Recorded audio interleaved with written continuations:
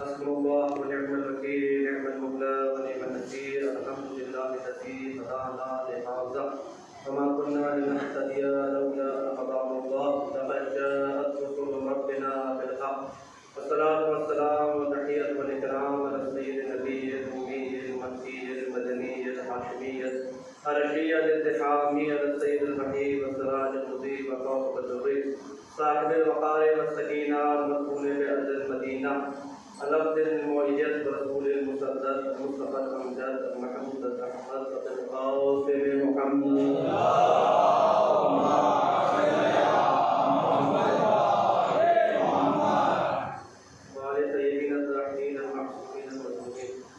سيما الأزوار البرية السيد الرزية الإمام البصير خالق من نسم الجرير المسموم بأرض الغريب مظهر العجائب وظهر الغرائب مفر الكتائب أسد الله الغالب غالب على كل غالب مولانا علي بن أبي طالب.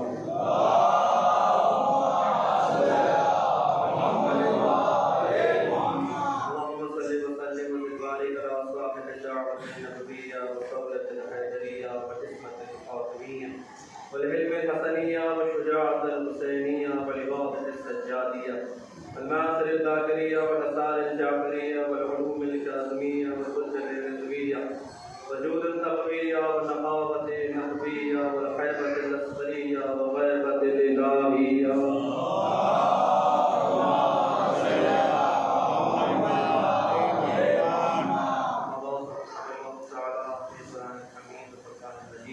بسم الله الرحمن الرحيم. قد جاءكم من الله نور وكتاب مبين.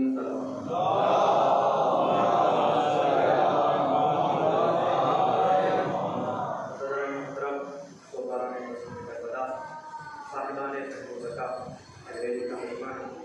یقیناً آج 8 محرم ہو گئی. آہستہ آہستہ رونقیں بن جاتا آہستہ آہستہ جو شہزادی رونق نہیں ہوتی شہزاد دور ہو رہی ہیں. اللہ جنہوں نے بھی شرکت کری ہے سب شہزاد کو بچانے میں عزاداری کی شرکت کری ہے عزا خانے کو تیار کرنے کی منزل کرنے کی اللہ خلوص کو قبول فرمائے اور ہم سب کے ذہنات کی قبول فرمائے. صلوات میں محمد.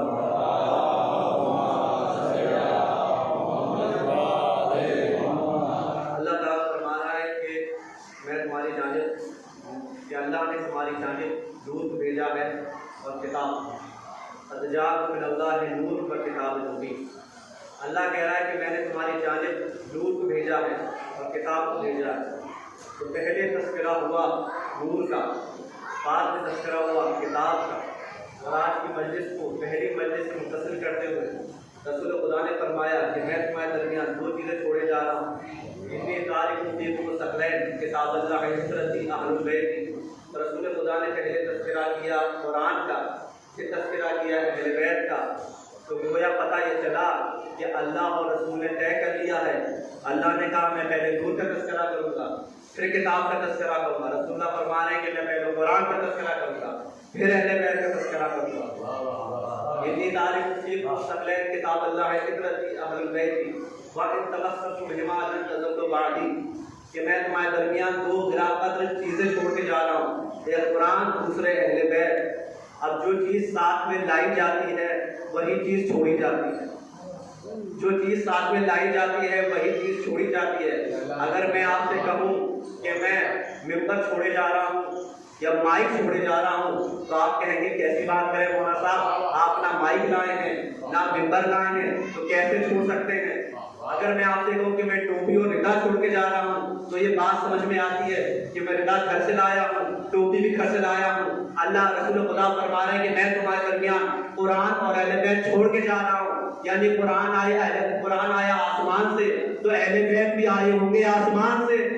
رسول جو چیز ہمارا لائے ہیں وہ چیز چھوڑ کے جا رہے ہیں، قرآن اور اہل بیت. اور جو لوگ اور جیسی سب لوگ قرآن کو جانتے ہیں. آج کوئی ایسا نہیں کہ جو یہ کہہ دے کہ ہم قرآن کو نہیں جانتے. جیسے ہی قرآن ہے ویسی اہل بیت ہے. جو وزن قرآن کا ہے وہ وزن اہل بیت کا ہے. دونوں ہم وزن ہیں، ہم مزاج ہیں. تو اللہ فرما رہا ہے کہ میں تمہارے درمیان، رسول خدا فرما رہے ہیں کہ میں تمہارے درمیان قرآن اور اہل بیت چھوڑ کے جا رہا ہوں. تو قرآن سب جانتے ہیں، اہل بیت بھی سب جانتے ہیں، یہ کوئی نہیں کہہ سکتا کہ میں قرآن کو نہیں جانتا. قرآن سب کے سامنے ظاہر ہے. اسی طریقے سے اہل بیت بھی سب کے سامنے ظاہر ہے. جو دشمن اہل بیت ہیں وہ بھی اپنے لوگوں کو داخل اہل بیت نہیں کرتے. اہل بیت جو ہیں وہ ہیں جو رسول خدا کے اہل بیت تھے. تو قرآن تو تشریح قرآن کے واسطے، وضاحت قرآن کے واسطے اللہ نے اہل بیت کو بھیجا. اہل بیت قرآن کی تشریح کریں گے اور قرآن اہل بیت کے فضائل بیان کرے گا.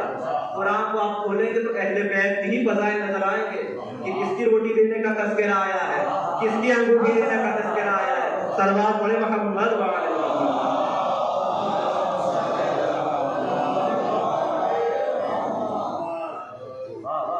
قرآن اہل بیت کے فضائل بیان کرے گا. اور فضائل وہ ہیں کہ جو دشمن کے دیار میں اگر کوئی علی والا فضائل بیان کرے تو وہی فضائل مانے جاتے ہیں. اپنوں کے بیچ میں فضائل بیان کرنا اور ہے، اور دشمن اگر علی کے فضائل اقرار کرے، علی کے فضائل کو بیان کرے تو فضائل اور. اگر میں اس کی دلیل پیش کر دوں تو بات واضح ہو جائے گی کہ ابن عباس جبر الامہ، امت کی ایک سیاہی مانے جاتے ہیں. ایک دفعہ دربار امیر شام میں ہے، روم سے بادشاہ نے شیشی بھیجی، کہا اس شیشی میں دنیا کی ہر شے بھیج دو، اس شیشی میں دنیا کی ہر شے بھیج دو. امیر شام نے کیا سوال کرنا چاہتا ہے؟ اس دربار میں سب ایک دوسرے کو دیکھ رہے کہ ایسا کیا ہے کہ پورے دنیا کا علم، پورے دنیا کی شے اس شیشی میں بھیج دو. ابن عباس ہی موجود تھے.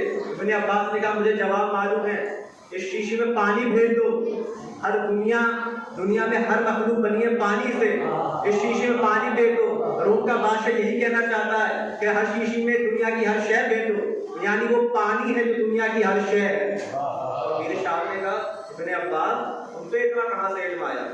تو ابن عباس نے کہا کہ میں نے علی کے دیار میں، علی کے جوار میں زندگی گزاری ہے، علی کے جوار میں زندگی گزاری ہے. تو ابن عباس کہتا ہے، تو امیر شام کہتا ہے یہ بتا ابن عباس تیرا علم زیادہ ہے کہ علی کا علم زیادہ ہے؟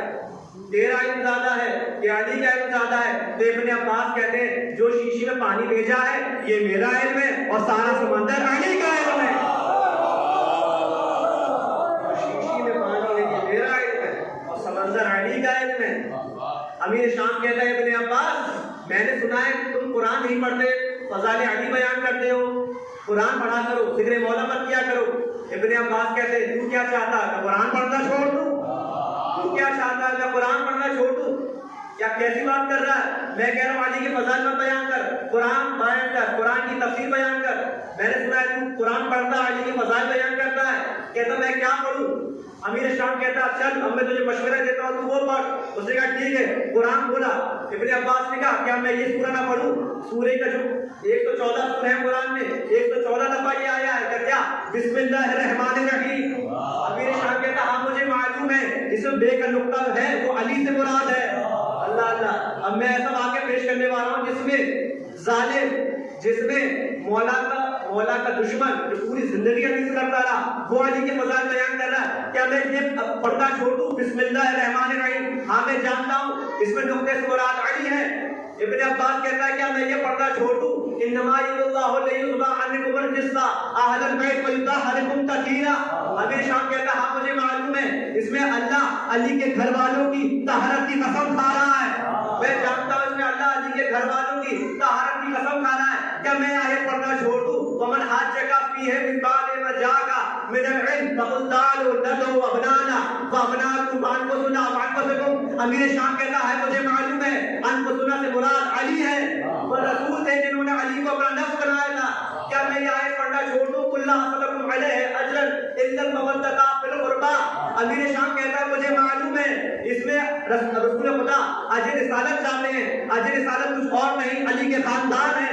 رسول خدا علی کے خاندان کے لیے اجر رسالت چاہتے ہیں. کیا یہ آیت چھوڑ دوں انما ولیکم اللہ ورسولہ والذین آمنوا الذین یقیمون الصلاۃ ویؤتون الزکاۃ وهم راکعون؟ ہاں مجھے معلوم ہے اس میں اللہ کی ولایت ہے، رسول خدا کی ولایت ہے اور اس کی ولایت ہے جس نے حالت رکوع میں زکات دیا. امیر شام کہتا ہاں مجھے معلوم ہے وہ علی تھے جنہوں نے حالت رکوع میں زکات دیا. ابن عباس کہتے کیا میں آیت پڑھنا چھوڑ دوں انما کیا میں آیت پڑھنا چھوڑ دوں والسابقون والسابقون اولئک المقربون فی جنات النعیم، جو لوگ سبقت کرتے ہیں وہی اللہ کے مقربین بندوں میں سے ہیں اور ان کے لیے جنت ہے۔ ہاں میں جانتا ہوں وہ علی تھے جنہوں نے دعوت ذوالعشیرہ میں ایمان کو ظاہر کیا تھا، وہ علی تھے جنہوں نے دعوت ذوالعشیرہ میں ایمان لایا نہیں تھا، ایمان کو ظاہر کیا تھا۔ کیا یہ آیت چھوٹو الا الذین آمنوا وعملوا الصالحات اولئک هم الخیر البریہ، کہ جو لوگ عمل صالح انجام دیے وہ اس دنیا کے بہترین انسان ہیں۔ امیر شام کہتا ہے کہ میں جانتا ہوں وہ علی ہے جو اس دنیا کے بہترین انسان ہے۔ اللہ اللہ، ابن امیر شام کہتا ہے وہ علی ہے جو اس دنیا کے بہترین انسان ہے۔ کیا یہ آیت چھوٹو ہے الیوم اکملت لکم دینکم واتممت لکم رضیت لکم الاسلام دینا؟ میں جانتا ہوں ولایت علی کے بغیر اسلام قبول نہیں ہوتا، یہ علی کی ولایت تھی جب اسلام مکمل ہو گیا۔ اللہ تعالیٰ، کیا یہ آیت چھوٹو مرج النہرین التقیان کہ دو نہر آپس میں ملتی ہیں؟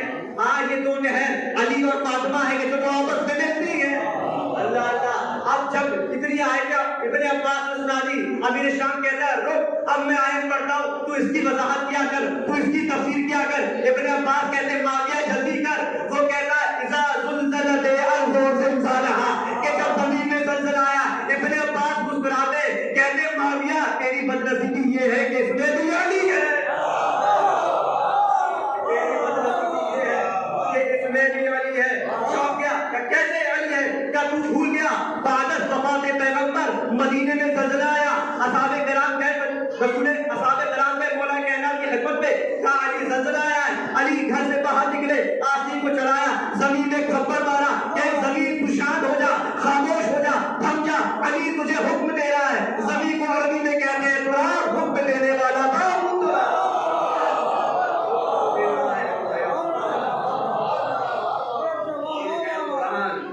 قرآن میں تو صرف علی ہی کی فضائل ہے۔ اور اگر جنہوں نے حسنا قرآن کا نعرہ لگایا تھا کہ ہمارے لیے قرآن ہی کافی ہے، آج انہوں نے علی کے فضائل کو دیکھ دیکھ کے قرآن کو پڑھنا ہی چھوڑ دیا ہے۔ تو اب میں قرآن سے بھی نہیں بتاؤں گا، نہ کسی صحابہ کی حدیث سناؤں گا، نہ کسی امام کی حدیث سناؤں گا، نہ کسی صحابہ سے روایت سناؤں گا۔ اب میں ایک ایسی حدیث سنانے والا ہوں جو ام المومنین سے ہے، جو ام المومنین سے مسلمان اس حدیث کو تو ماننا پڑے گا۔ تم نے قرآن کو چھوڑ دیا، امام کو چھوڑ دیا، صحابہ کرام کی روایت چھوڑ دی جو علی کے لیے تھی۔ اب ام المومنین کیا کہتی ہیں؟ ام المومنین پہلے نمبر کی بیٹی، وہ کہتی ہے کہ علی الخیر البشر فمن اباک فی الکفر، علی اس بشریت کے بہترین انسان ہے، جس نے انکار کیا وہ کافر ہو گیا۔ علی اس بشریت کے بہترین انسان ہے، جس نے انکار کیا وہ کافر ہو گیا۔ اب مجھے نہیں معلوم کہ بیان کرنے والی خود بھی قائل تھی کہ نہیں تھی، مجھے نہیں معلوم کہ بیان کرنے والی خود بھی قائل تھی کہ نہیں تھی، لیکن اس نے یہ بیان کیا ہے علی الخیر البشر فمن اباک فی الکفر، کہ علی اس بشریت کے بہترین انسان ہے، جس نے علی کو چھوڑا وہ کافر ہو گیا۔ آزادارو، یہ وہ فضائل ہیں کہ جو دشمن نے بیان کی ہیں۔ اب میں آپ کو مولا کا وہ واقعہ سنا دوں کہ جب ایک علی والے نے دیار ظلم میں، دیار غیر میں علی کے فضائل کو بیان کیا ہے۔ سلام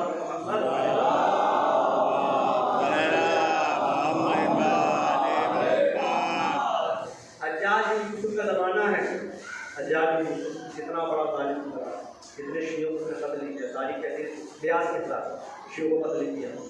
اس کو نیند نہیں آتی تھی جب تک ان چار سادات کو یہ تڑپتا ہوا نہ دیکھتے۔ ان کے زمانے میں ایک مولائی ہے، ایک ولایتی ہے، ایک موالی ہے، جس کا نام ہے ابو دمام، جس کا نام ہے ابو دمام۔ ابو دمام مولا کے فدائی ہیں، مولا کے عاشق ہیں۔ حجاج بن یوسف نے اعلان کرا دیا ہے کہ کوئی بھی مدینے میں آج کے بعد علی کا ذکر نہیں کرے گا، علی کے فضائل کو نہیں پڑھے گا۔ لیکن ابو دمام ہیں، موالی ہیں، چوراہے پہ کھڑے ہو کر کہہ رہے ہیں علی حق کے ساتھ، حق علی کے ساتھ، علی حق کے ساتھ، حق علی کے ساتھ۔ سپاہی اس کو لے آئے دربار ظالم میں اور کہتے ہیں کہ حضور آپ نے منع کیا ہے کہ کوئی بھی ذکر مولا نہیں کرے گا، لیکن یہ ابو دمام ہیں جو چوراہے پہ کھڑے ہو کر کہہ رہے تھے علی حق کے ساتھ، حق علی کے ساتھ، علی حق کے ساتھ، حق علی کے ساتھ۔ حجاج کہتا ہے ابو دمام یہ صحیح کہہ رہا تھا، تو چوراہے پہ یہ کہہ رہا تھا علی حق کے ساتھ، حق علی کے ساتھ۔ ابو دمام کہتے ہیں کہ چوراہے پہ نہیں کہہ رہا تھا، اب تو یہاں پہ بھی کہوں گا دربار میں علی حق کے ساتھ، حق علی کے ساتھ، علی حق کے ساتھ۔ اب حجاج بن یوسف کہتا ہے اس کو کوڑے مارے جائیں، 80 کوڑے پڑتے ہیں، ہر کوڑے میں ابو دمام کہتے ہیں علی حق کے ساتھ، علی کے ساتھ، علی حق کے ساتھ 1 گھوڑا پڑتا ہے، 2 گھوڑے پڑتے ہیں، 3 گھوڑے پڑتے ہیں، جب 80 گھوڑے پڑ جاتے ہیں ظالم کہتے ہیں کہ اب تو اس کی زبان رک گئی۔ ظالم نے جب کان لگایا تو زبان ہلتی، آواز نہیں آتی۔ ابھی بھی ابو دمام کہتے ہیں علی حق کے ساتھ، علی کے ساتھ، علی حق کے ساتھ، علی کے ساتھ۔ اب لہو لوہان ہو جاتے ہیں۔ وزیر کہتا ہے حجاج سے، حجاج کیا کر رہا ہے، کتنا مارے گا، مر جائے گا، بوڑھا ہو چکا ہے۔ حجاج یوسف کہتے ہیں اس کو رخصت کر دو، اس کو آزاد کر دو۔ ابو دمام گھر جاتے ہیں، ابو دمام گھر جاتے ہیں اور مولا سے توسل کرتے ہیں کہ مولا جو میں نے آج دربار میں کیا ہے کل بھی کرنا چاہتا ہوں، مولا جو آج میں نے دربار میں کیا ہے کل بھی کرنا چاہتا ہوں۔ کیا دیکھا، گھر کی کھڑکیاں کھلی، مولا کائنات تشریف لائے، گھر کی کھڑکیاں کھولی، مولا کائنات تشریف لیا ہے۔ کیوں بیٹھا ہے مشکلات کو، صلوات محمد وعلیہ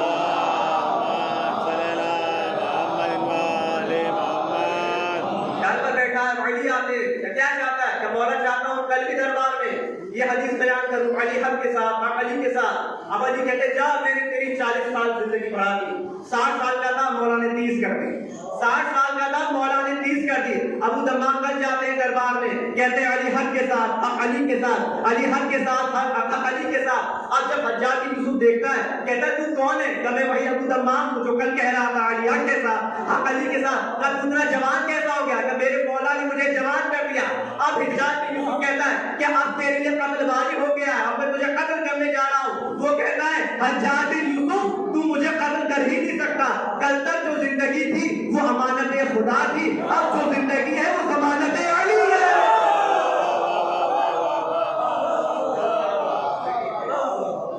امانت خدا تھی، اب جو زندگی ہے وہ ضمانت علی، مجھے قتل کر نہیں۔ ابو دمام کہتے ہیں کہ مولا آپ دربار میں کیوں لیا؟ مولا نے کہا کہ ایمان کے ساتھ مجھے دربار میں بلایا، تو میں دربار میں لیا۔ ہاں میرے معزز سامعین، یہ ہے علی کے فضائل، اور وہ علی جس کے اتنے فضائل ہیں، جو ہر چیز کی معراج ہے، جو ہر چیز کی زینت ہے۔ منبر کی زینت علی، عرش کی زینت علی، فرش کی زینت علی، انجیل کی زینت علی، زبور کی زینت علی، توقات کی زینت علی، کتب الہی کی زینت علی، عقل کی زینت علی، نقل کی زینت علی، فراست کی زینت علی، شرافت کی زینت علی، نجابت کی زینت علی، طہارت کی زینت علی۔ وہ علی جو ہر چیز کی زینت ہے، اور وہ علی جس کو ہر چیز بغیر مانگے مل گئی، ولایت بغیر مانگے مل گئی، دختر پیغمبر بغیر مانگے مل گئی، حسنین جیسے بیٹے بغیر مانگے مل گئے، ولایت بغیر مانگے مل گئی۔ اور وہ علی جس نے دعاؤں میں عباس کو مانگا ہوگا، اس عباس کی اہمیت کیا ہوگی؟ کہ شاید کہتا ہے کہ منصب نہیں مانگا کوئی شاہی نہیں مانگی، منصب نہیں مانگا کوئی شاہی نہیں مانگی، خود مل گئی مرضی الہی نہیں مانگی، تو لاؤ کہ بھلا دوسرا عباس کہاں سے، حیدر نے کوئی اور دعا ہی نہیں مانگی، حیدر نے کوئی اور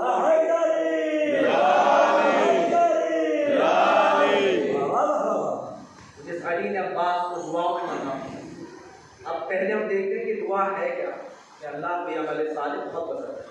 اللہ چاہتا ہے کہ بندے مجھ سے دعا کریں، مجھ سے دعا کریں، مجھ سے التماس کریں کہ اللہ مجھ کی ہر حاجات مستجاب کرے۔ قرآن خود کہہ رہا ہے کہ ادعونی استجب لکم، کہ مجھ سے مانگو میں تمہیں مستجاب کروں گا، میں تمہیں دوں گا۔ تو دعا ہے کیا؟ سب سے پہلے دعا کا مطلب جانو۔ تو دعا کا مطلب علماء کرام فرماتے ہیں دعا کا مطلب ہے بات چیت، دعا کا مطلب ہے گفتگو۔ تو اللہ سے گفتگو کرنی، اللہ سے بات چیت کرنی، کیسے کریں؟ اور اللہ ہم سے بات چیت کرنا چاہتا ہے تو اللہ کیسے کرے گا؟ تو اللہ فرما رہا ہے اگر تم کو مجھ سے بات چیت کرنی ہے تو میں تمہیں قرآن پڑھنے کی توفیق دوں گا، اگر تم مجھ سے بات کرنا چاہتے ہو تو میں تمہیں نماز پڑھنے کی توفیق دوں گا۔ تو اللہ بندوں سے چاہتا ہے کہ بندے مجھ سے بات چیت کرے، بندے مجھ سے گفتگو کرے۔ اب بات چیت کا سلیقہ کیا ہے، فلسفہ بات چیت کیا ہے؟ تو وہ حضرات جو بنی ہاشم کی تہذیب سے مہذب ہیں وہ وہی بتائیں گے کہ بات چیت کرنے کا طریقہ کیا ہے۔ آپ نے دیکھا ہوگا بچپن میں ماں باپ بہت زور دیتے ہیں کہ بیٹا ایسے بات کرو، بیٹا ایسے نہ بات کرو، بیٹا بڑوں سے ایسے بات کرو، چھوٹوں سے ایسے بات کرو، اپنے برابر والوں سے ایسے بات کرو۔ بالکل بچے کو ستائے رہتے ہیں کہ ایسے نہ بات کرو، ایسے بات کرو، ایسے بات کرو، ایسے نہ بات کرو۔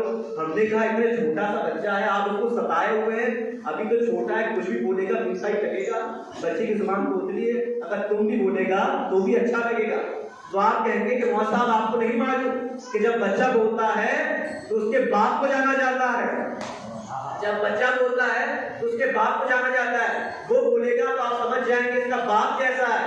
بچہ باپ کی صبح ہوتا ہے، بچہ باپ کی صبح ہوتا ہے۔ میں نے کہا بس آپ اسی بات پہ رہیے گا، بچہ باپ کی صبح ہوتا ہے تو میں نہیں جانتا کہ اس ابو طالب کے زبان کا معیار کیا ہوگا جس کا بچہ کعبے میں آتے ہی بولے کیا رسول اللہ قرآن سناؤ، انجیل سناؤ، توریت سناؤ۔ اس ابو طالب کے زبان کا معیار کیا ہوگا کہ جس کا بچہ آتے ہی بولے کہ توریت سناؤ، زبور سناؤ، انجیل سناؤ۔ اور توریت تو ایسی سنائی کہ موسیٰ سے بہتر سنائی، انجیل تو ایسی سنائی کہ عیسیٰ سے بہتر سنائی، زبور تو ایسی سنائی کہ داؤد سے بہتر سنائی۔ اور جب قرآن پڑھنے لگے تو رسول خدا نے کہا قرآن ایسے پڑھ رہے ہو جیسے میں پڑھا کرتا ہوں، قرآن ایسے پڑھ رہے ہو جیسے میں پڑھا کرتا ہوں۔ تو میں بڑا کنفیوژن میں آ گیا، میں اسمنجس میں آ گیا کہ توریت موسیٰ سے بہتر سنائی، انجیل عیسیٰ سے بہتر سنائی، زبور داؤد سے بہتر سنائی، تو کیا مان رہا ہے، ایسا کیوں ہے؟ تو مثال سے بات واضح کر دوں تاکہ میرے چھوٹے بچے بھی بات کو جان جائیں، سمجھ جائیں۔ اب آپ مان لیجیے کہ کمرے میں ہر اسٹیٹ کے لوگ موجود ہیں، مہاراشٹر کا بندہ بھی موجود ہے، حیدرآباد کا بھی مجمع موجود ہے، کشمیر کا بندہ بھی موجود ہے، اور سب اردو بول رہے ہیں، اپنی ریجنل زبان نہیں بول رہے ہیں۔ اب سب اردو بول رہے ہیں، اس کے بیچ اگر ایک لکھنؤ والا اردو بولے گا تو سب خاموش ہو جائیں گے، کہیں گے بھیا ابھی تک سب بول رہے تھے خاموش کیوں ہو گئے؟ تب اہل زبان بول رہا ہے، کہاں کہ اہل زبان بول رہا ہے، اردو نکلی ہے لکھنؤ سے۔ اسی طریقے سے توریت سنائی موسیٰ سے بہتر سنائی، توریت کتاب موسیٰ کی ہے، انجیل سنائی عیسیٰ سے بہتر سنائی، انجیل کتاب عیسیٰ کی ہے، زبور سنائی داؤد سے بہتر سنائی، کتاب داؤد کی ہے۔ لیکن اب جو سنا رہا ہے تو کتاب اللہ ہے، بولنے والا لسان اللہ ہے۔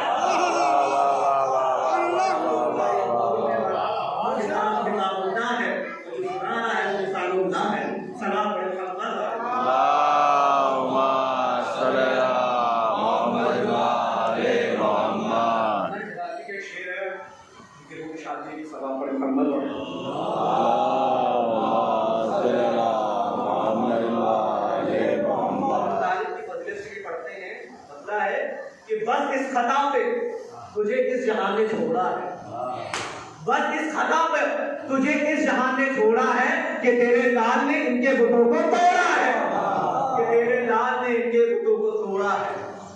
بس اور آخری اور یہ شعر اچانک سے ان کا سہیل ساندھوی صاحب کا ہے کہ وہ فرماتے ہیں کافر ہی کہیں گے وہ ابو طالب کو، کافر ہی کہیں گے، توجہ، کافر ہی کہیں گے وہ ابو طالب کو کہ جن کی نظروں میں مسلمان ہے یزید، کہ جن کی نظروں میں مسلمان ہے یزید۔ ابو طالب کی کیا فضیلت رہی ہوگی، سلام بڑے محمد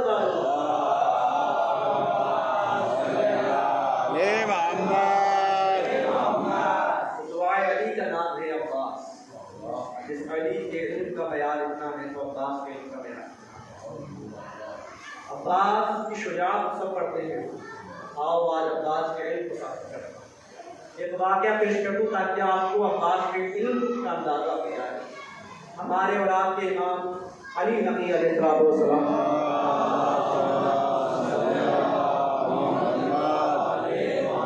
حضرت امام کا زمانہ ہے، ایک شخص آیا، یہ واقعہ آپ اس میں بڑا لطف لیں گے۔ ایک شخص آیا مولا سے مسئلہ پوچھنے، اور جب مولا سے مسئلہ پوچھنے آیا تو ہندی بول رہا تھا، مولا سے ہندی بول رہا تھا، اور جتنے بھی آس پاس صاحب بیٹھے تھے تو مولا یہ کون سی زبان ہے؟ ہند سے آیا تھا، مسئلہ پوچھنے آیا تھا۔ تو ابو ہاشم نے کہا مولا ایسا ہو سکتا ہے کہ میں بھی یہ زبان سیکھ جاؤں؟ تو مولا نے کہا ابو ہاشم ایک پاک کنکری اٹھاؤ۔ ابو ہاشم نے کنکری اٹھائی، مولا نے اپنے دہاں میں رکھی، کہا ابو ہاشم اس کو اپنے دہاں میں رکھ لو۔ اب جیسے ابو ہاشم نے کنکری کو اپنے ذہن میں رکھا، تاریخ کہتی ہے کہ 70 زبانوں کا حافظ ہو گیا، 70 زبانوں کا حافظ ہو گیا۔ تو بارے مسلمان کہ وہ ابو ہاشم جو ایک کنکری کو زبان میں رکھ لے تو 70 زبانوں کا حافظ ہو جائے، وہ عباس جو ایک ہی وقت میں علی کی زبان چوستا ہو، حسن کی زبان، حسین کی، اس عباس کے علم کا معیار کیا ہوگا؟ اس عباس کے علم کا معیار کیا ہوگا؟ کہ علامہ ذیشان حیدر جوادی کی کتاب ہے العباس، اس میں یہ واقعہ موجود ہے کہ عباس نے خواب میں ایک بندے سے کہا کہ تو عالم بنا، تو فقیہ بنا، تو 1400 سال بعد آ کے بنا، یہ ہم تو کہیں کہ ہم سے بالبدیل ان سے زبان اور اعتراض کرتے ہیں کہ زبان رسوخ ہے، یہ کیسے ہو سکتا ہے؟ آج کے زمانے میں اگر کوئی دادا اپنے پوتے کو زبان اٹھائے تو جراثیم منتقل ہو جائیں گے، کیٹانو آ جائیں گے. ہم نے کہا بس تجھ میں اور مولا میں یہی بات ہے، اگر تو اپنے بیٹے کو زبان چکائے گا تو کیٹانو منتقل ہوں گے، جراثیم منتقل ہوں گے، جہاں جو ہوتا ہے وہاں وہ منتقل ہوتا ہے. تیری زبان میں جراثیم ہے وہ منتقل ہوا، ان کی زبان میں علم ہے علم منتقل ہوا. جہاں جو جس کے پاس ہوتا ہے وہ منتقل ہوتا ہے. ان کے پاس علم تھا تو علم منتقل ہو گیا، تیرے پاس جراثیم ہے تو جراثیم منتقل. تو یہ ہے عباس کی فضیلت، یہ ہے عباس کی عظمت. کتنا شجاع ہے عباس، کتنا شکیب ہے عباس، کتنا صابر ہے عباس، کتنا شاکر ہے عباس کہ بچپن سے آخر تک صبر کرتا ہے. اللہ نے شجاع بنایا تھا عباس. ایک الگ وہ اشارہ میں بیان کیا جائے گا کیسے جب صفین عباس نے تلوار چلائی. کتنے شجاع تھے عباس، بچپن سے آخر تک صبر کرتے تھے.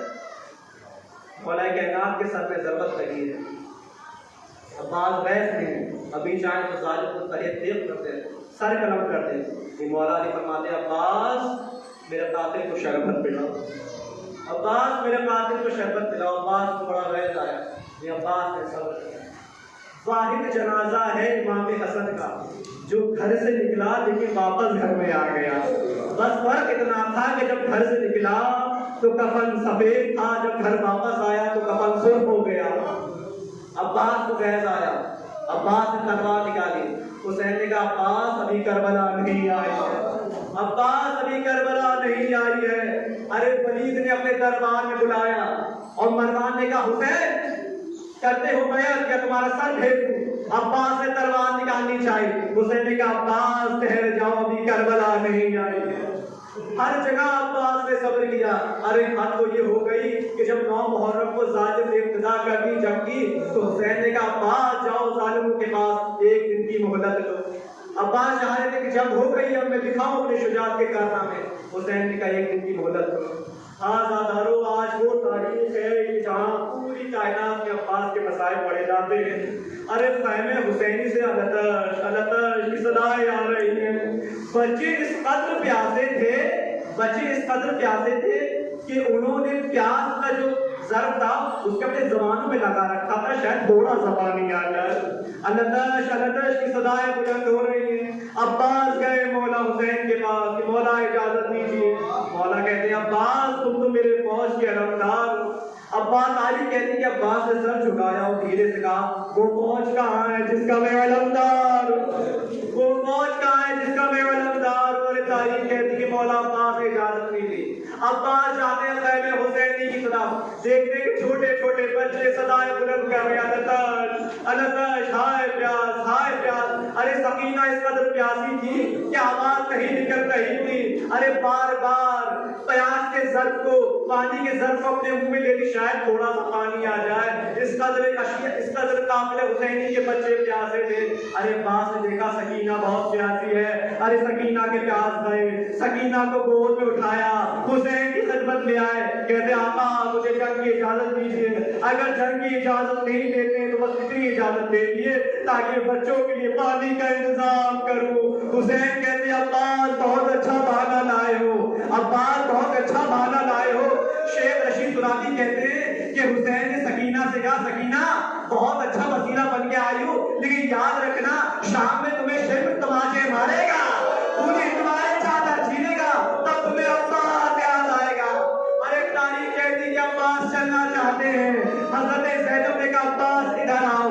عباس تو زانو ہو کر زینب کے پاس بیٹھے. زینب کہتی عباس بچپنے میں ایک دفعہ میرے بابا نے میرے زانو کا بوسہ لیا تھا، ایک دفعہ میرے بابا نے میرے زانو کا بوسہ لیا تھا اور کہا تھا زینب اسی بازو میں تمہیں رسل باندھی جائے گی، اس بازو میں رسل باندھی جائے گی. میں نے کہا کہ میرا بابا امام الوقت ہے، میرے بابا کی ہر بات صحیح ہوگی، وہ امام ہے وہ جھوٹ نہیں بولے گا. لیکن جب بھی میں تمہیں دیکھتی تھی بڑا گھر آتا تھا کہ جس کا عباس جیسا بھائی ہو کون ہے جو اس کی بہن میں رسل باندھے اس کے ہاتھ میں. مجھے بہت ڈھارس آتا تھا لیکن آج میرے بابا کی بات سچ ہونے والی ہے. ارے اگر تم شہید ہو گئے یشیا زینب کے بازو میں رسل باندھیں گے. ارے تاریخ کہتی ہے کہ عباس چلنا چاہ رہے تھے کہ زینب نے ساری شہزادی کو بلایا.